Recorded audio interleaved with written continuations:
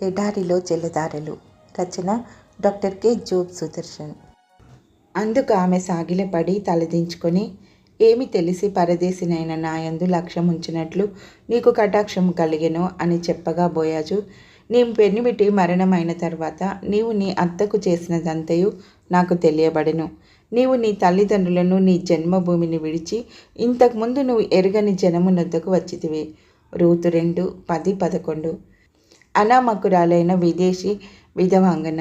దేవుడు ఎన్నుకొన్న జాతికి దైవదత్తమైన రాజును ఎలా కన్నదో వినిపించే రూతు గ్రంథం దేవుని కృప ఎత్తిపట్టిన కంచు కాగడ.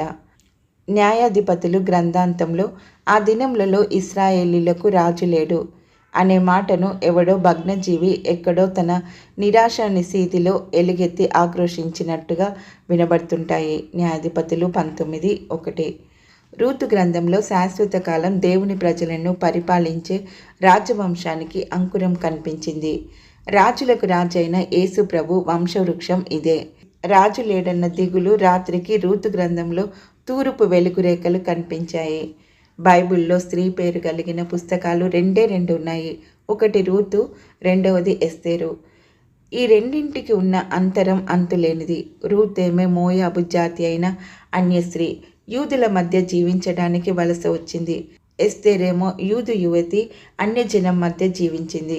ఇద్దరు మనోహరమైన వ్యక్తిత్వం, రూపు, రేఖాలావణ్యాలు గలవారు. దేవుడు తమకు నియమించిన పాత్రను బహులాలిత్యంగా నమ్రతగా నిర్వహించారు. క్యాథలిక్ వారి అనువాదంలో యూదిత్ అనే స్త్రీ పేరు గల గ్రంథం మరొకటి ఉంది. ఆమె కూడా అపురూప సౌందర్య రాశి. అయితే ఆ కథలో కొంత నటన, కాఠిన్యం కనిపిస్తాయి. రూతు ఒక్క రమ్యమైన ప్రేమ కావ్యం.